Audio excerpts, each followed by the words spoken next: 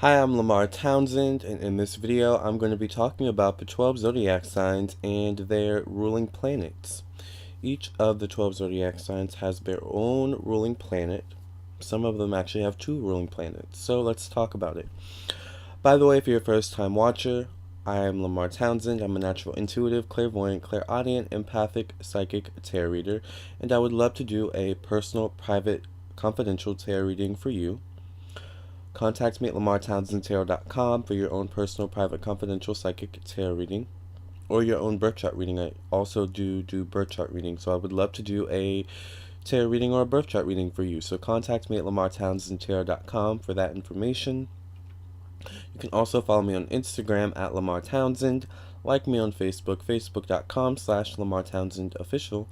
And if you enjoy this video, of course, please like this video, subscribe to my YouTube channel, and comment. Alright, so I thank you guys for listening and watching. So each of the 12 zodiac signs has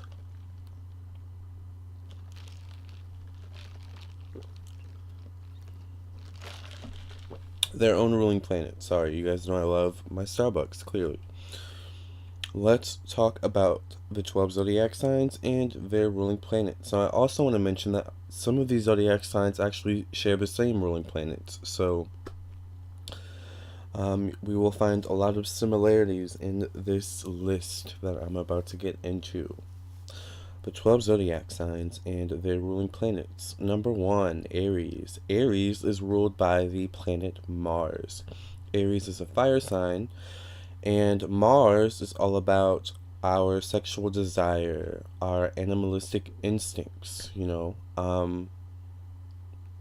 our aggression, our action, taking action. These are the types of things, sorry for the shakiness, these are the types of things that Mars is about. So, Aries is ruled by Mars. Ironically, Aries shares Mars with another zodiac sign, but we'll get into that a little bit later, alright? Next, we have both Taurus and Libra. Taurus and Libra both share the same ruling planet. How interesting, right? Do you ever find Taurus and Libras any similarities between the two of you? Maybe Taurus, you have a Libra friend, or Libra, you have a Taurus friend, maybe Libra moon, Taurus moon. You're both ruled by Venus, and Venus is the planet of love, passion, romance, friendship, bond building. So, these two signs, because they're ruled by Venus, it instills in them a need to find people that bring harmony into their lives and bring peace and beauty, and blessings, and abundance to their lives. This is what Taurus and Libra yearn for in a partner, and just in people that they surround themselves with, right? Next, we have both Virgo and Gemini. Now, how interesting. Taurus is an earth sign, Libra's an air sign, Virgo's an earth sign, Gemini's an air sign. How interesting. Now, Virgo and Gemini are both ruled by Mercury, the planet Mercury. Mercury is the planet of communication, intellect, higher learning, how we like to communicate and how we prefer others to communicate with us. Now, it's interesting because Gemini is an air sign. The air signs tend to be very communicative people in general. The air signs deal with the swords and tarot. Swords deal with communication. So the air signs love to talk. It's interesting because Virgo is not too much of a talker, right? So whereas Gemini, they're both ruled by Mercury, is literally like verbally, a talker, Virgo's more so a talker inside of themselves, like in their head. Like they like to talk to themselves, but when they communicate, when a Virgo communicates, it's with deliberation, it's with precision, it's with purpose, right? Now, as I was saying, Mercury rules, communication, intellect, higher learning. So, it's interesting because whenever Mercury goes in retrograde, these two zodiac signs are the most affected than any other sign. We're all affected, but these two feel the effects more than the others, I think, because that's their ruling planet, Mercury, right? Next, we have Cancer, and Cancer is ruled by the moon. Now the moon rules our inner selves, our emotions, our mothering nurturing energy. So really it deals with our mother, and I often tell my clients, that the moon is more so when we're children, we're more so connected to our moon sign than I think our sun sign. And I think as we grow older, we grow into our sun sign qualities, right? And so Cancer deals with the moon. So Cancer, in a sense, always has that connection to their inner child, right? To their inner selves, to their emotions, to their mother and that mothering, nurturing energy. By the way, if you're wondering what happened to my finger, I try to explain this in every video. In each video, I try to get more quicker at explaining it. Basically, the skin got pulled off of my finger because I opened my door.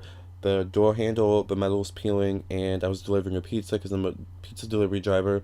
Luckily, the nurse that I delivered to, or the woman that I delivered to was a nurse, and she helped me out. Now it's healing. Boom, wham, bam, thank you, ma'am. All right, so Cancer and the moon.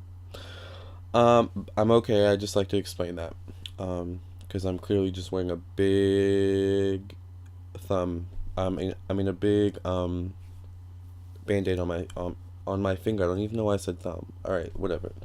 Cancer and the moon. So Cancer, in a sense, always has that connection to their inner child, that mothering, that nurturing energy. The moon also is very flighty. Do you ever pay attention to the moon in the sky? The moon, it never really stays the same. It never really looks the same.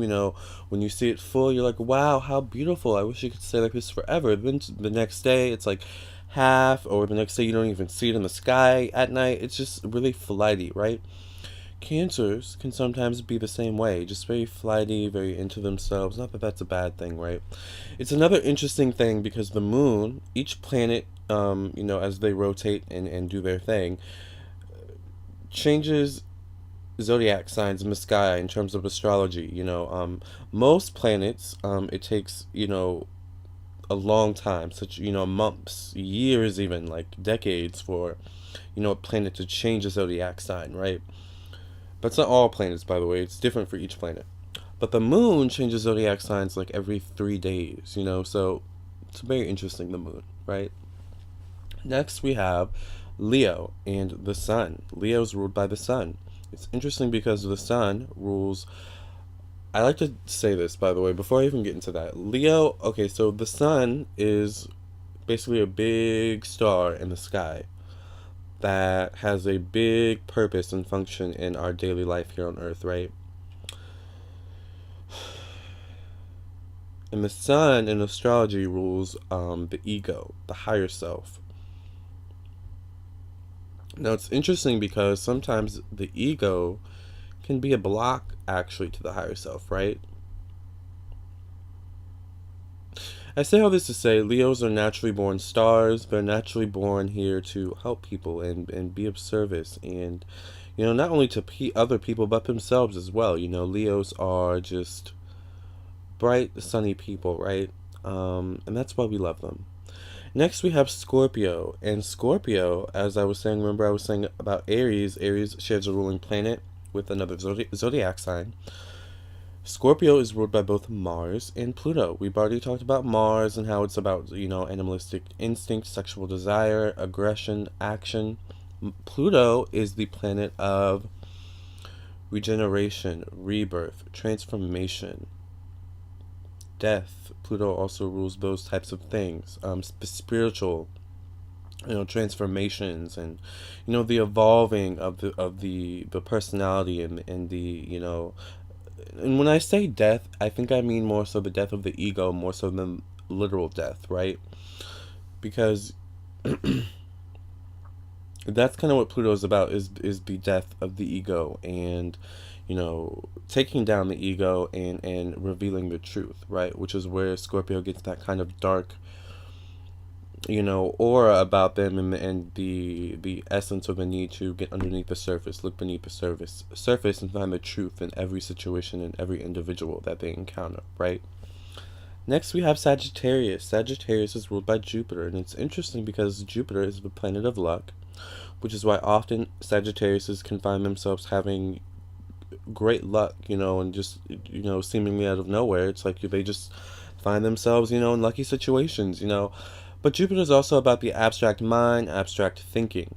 So it's very interesting because Sagittarius is a very higher learning, seeking higher knowledge, seeking truth, for themselves, So, Sagittarius are very smart, witty people, and it's that Jupiterian energy, that abstract thinking, that abstract mind that they have.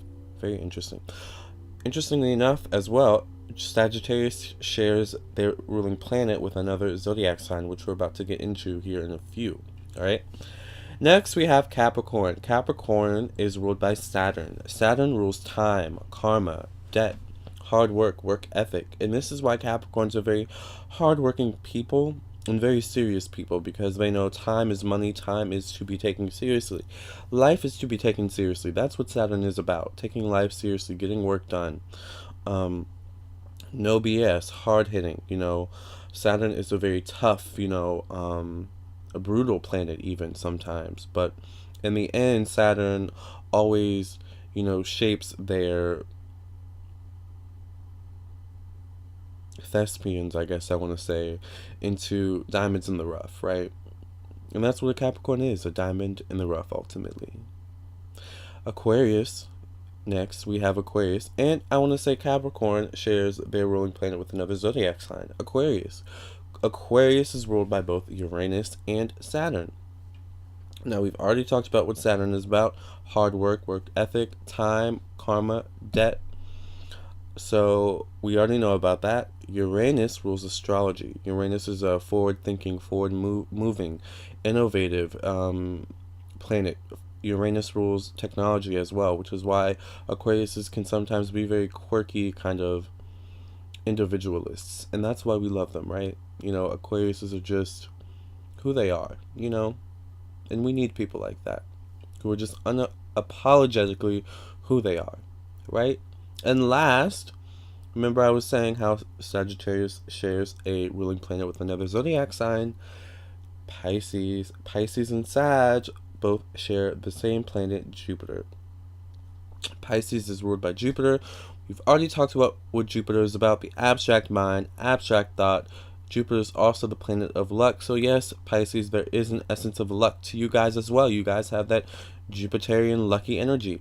But you're also ruled by Neptune, and Neptune is the planet of psychic receptivity, illusion, spirituality as well. So, there's definitely a magical essence to Neptune, and a magical essence to Pisces in general. So I hope you guys enjoyed this video about the 12 zodiac signs and their ruling planets. I hope you learned something, and I hope I gave you a little maybe clarity and insight about yourself if you didn't know what your ruling planet was. So it's also important to take into account your moon signs, your Mars, Mercury, all those types of things.